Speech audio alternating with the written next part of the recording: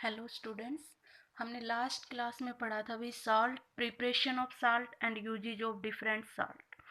अब हम acid and base की फिजिकल और केमिकल प्रॉपर्टीज़ के बारे में बात करेंगे। Preparation of acid and base की बात करेंगे।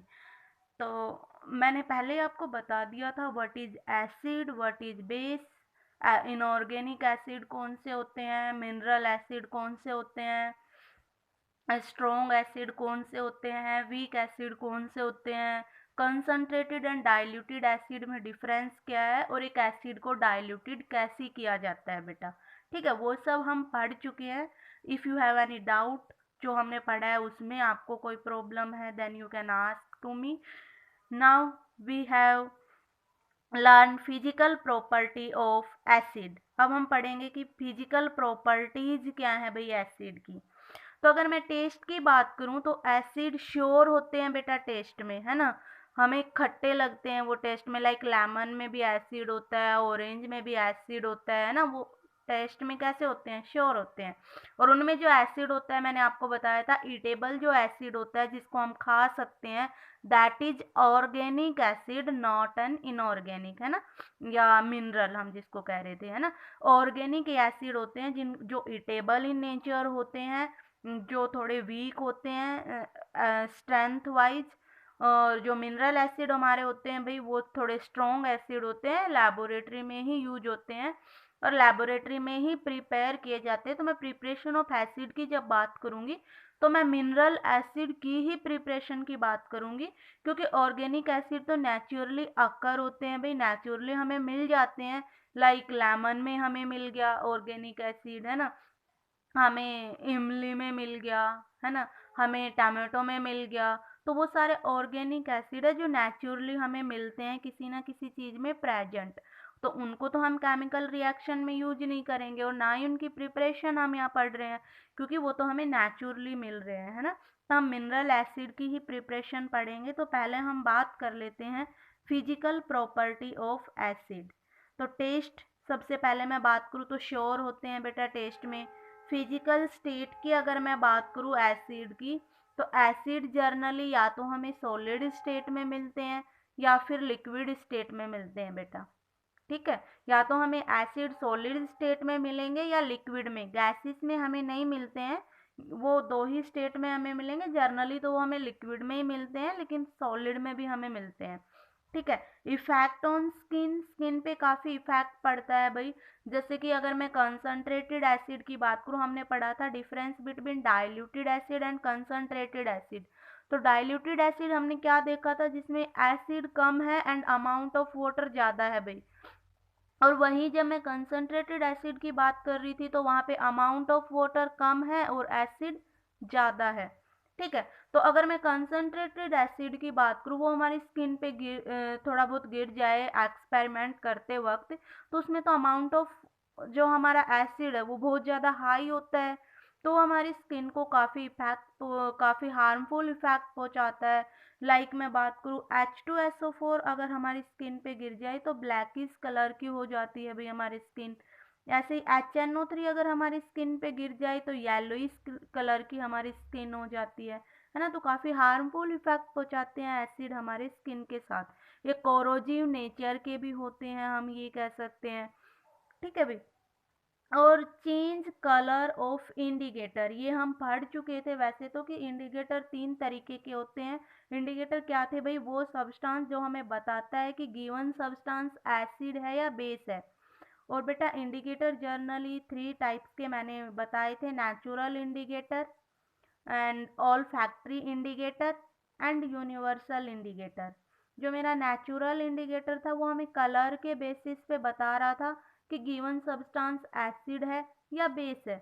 इंडिकेटर का काम यही होता है बताना कि गिवन सब्सटेंस एसिड है या बेस है। तो अगर मैं natural indicator like litmus paper, methyl orange, turmeric powder, इन सब की बात करूं तो ये हमें बताता है कलर। कलर के बेसिस पे हमें बताएगा कि गिवन सब्सटेंस एसिड है या बेस है। अगर मैं ऑल फैक्ट्री इंडिकेटर की बात करूँ तो वो हमें स्मेल, ऑर्डर के बेस पे बताता है कि गिवन सब्सटेंस एसिड है कि बेस है। लाइक ऑनियन हो गया, क्लेव ऑयल हो गया, और हमारा वैनिला हो गया, ये सब हमारे ऑल फैक्ट्री इंडिकेटर थे भाई। और यूनिवर्सल इंडिकेटर जो हमें स्ट्रेंथ के बेस पे बताता है कि गिवन सब्सटेंस एसिड है या बेस है।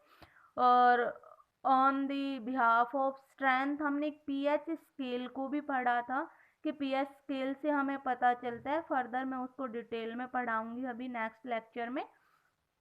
ठीक है, तो अभी हमें इंडिकेटर का यही बस पढ़ना है कि फिजिकल प्रॉपर्टी ऑफ एसिड की हम बात करें तो टेस्ट के बेस पे हम बता सकते हैं कि ये एसिड है।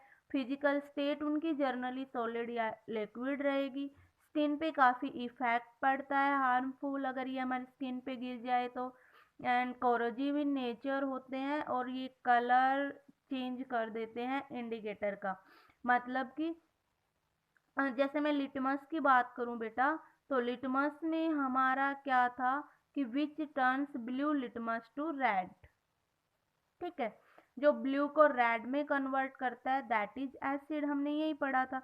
तो अभी मैंने एसिड को इन सब बेसिस पे पढ़ लिया था भाई, इंडिकेटर के कलर के बेस पे, ऑर्डर के बेस पे एंड स्ट्रेंथ के बेस पे।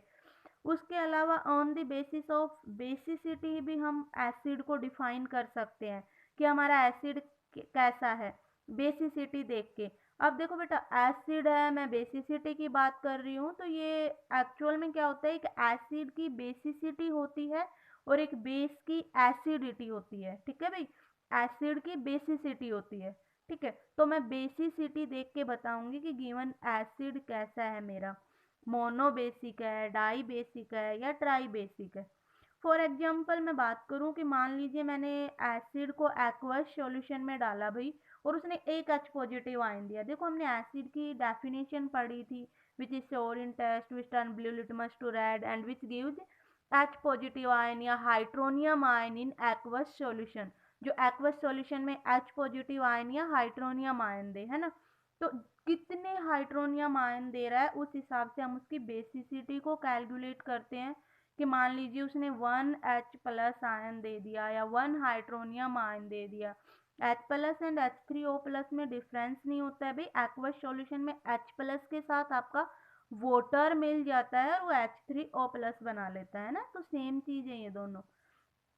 तो मान लीजिए उसने H पॉजिटिव 1H पॉजिटिव दिया एक्वस सॉल्यूशन में या H3O पॉजिटिव 1 दिया, तो हम कहेंगे वो मोनोबेसिक है। उसकी बेसिसिटी कितनी है भाई, 1 है, मोनोबेसिक है। ठीक है, फॉर एग्जाम्पल मैं बात करूं HCl की, HCl is converted into H positive and Cl negative. Aqueous solution में लेके जा रहे हैं तो मैं इसको H3O positive and Cl negative भी बोल देती हूँ, है ना, सेम ही बात है। एक्वस में जनरली हम हाइड्रोनियम आयन की बात करते हैं as compare to H positive. तो मोनोबेसिक हमारा क्या होता है भाई, जो एक हाइड्रोनियम आयन दे या एक H पॉजिटिव आयन दे। जैसे मैंने HCl को एक्वस सॉल्यूशन में हम लेके गए H2O में, तो कन्वर्ट हो गया है भाई H3O positive and Cl negative में। कितना हाइड्रोनियम आयन दिया, 1। तो मैंने कह दिया कि कैसा है ये, मोनोबेसिक है भाई। अनदर हमारे HNO3, HiCH3COH, ये भी क्या है भाई, मोनोबेसिक है। सॉरी, CH3COH में आपको क्या दिख रहा होगा कि इसमें तो मुझे 4 हाइड्रोजन दिख रहे हैं ना, 3 ये एक ये, तो लग रहा है भाई ये तो टेट्रा बेसिक होना चाहिए, 4 हाइड्रोजन इसको देने चाहिए, पर ऐसा होता नहीं है बेटा।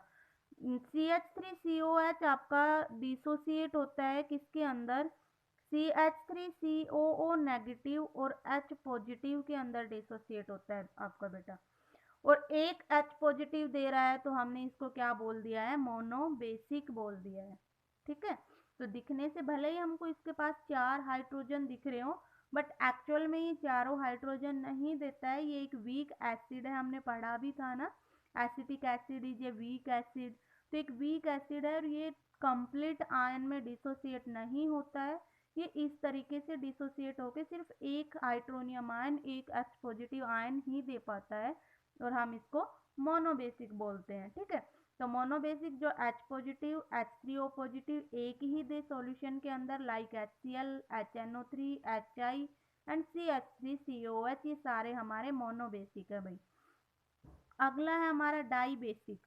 डाई बेसिक कौन से होते हैं, जो हमारे सॉल्यूशन के अंदर 2 हाइड्रोनियम आयन दे, या 2H पॉजिटिव आयन दे भाई। फॉर एग्जाम्पल मैं बात करूँ H2SO4 की, तो देखो जैसे तो मैंने जनरली आपको पहले भी बता दिया था कि H2SO4 डिसोसिएट हो गया 2H पॉजिटिव में, HSO4 2 नेगेटिव में, देख के पता चल रहा है 2H पॉजिटिव, बट एक्चुअल में वो वैसे डिसोसिएट नहीं होता है भाई, वो दो पार्ट में डिसोसिएट होता है। मैं उनको अब एक बार डिटेल से आपको दिखा रही हूँ कि H2SO4 प्लस H2O डिसोसिएट होता है बेटा ये एक्वस में जाने के बाद पहले H3O positive and HSO4 negative के अंदर। यहाँ से हमें कितना हाइड्रोनियम आयन मिला है, 1 हाइड्रोनियम आयन मिला है। फिर आपका HSO4 नेगेटिव दोबारा डिसोसिएट होता है किसके अंदर, H3O पॉजिटिव और SO4 2 नेगेटिव के अंदर, और इधर से हमें एक हाइड्रोनियम आयन और मिल जाता है। तो टोटल H2SO4 को जब हम डिसोसिएट करते हैं तो हमें 2 हाइड्रोनियम आयन मिलते हैं भाई। तो हमारा H2SO4 कैसे नेचर का हो गया, dibasic in nature, basicity कितनी हो जाएगी उसकी 2 हो जाएगी।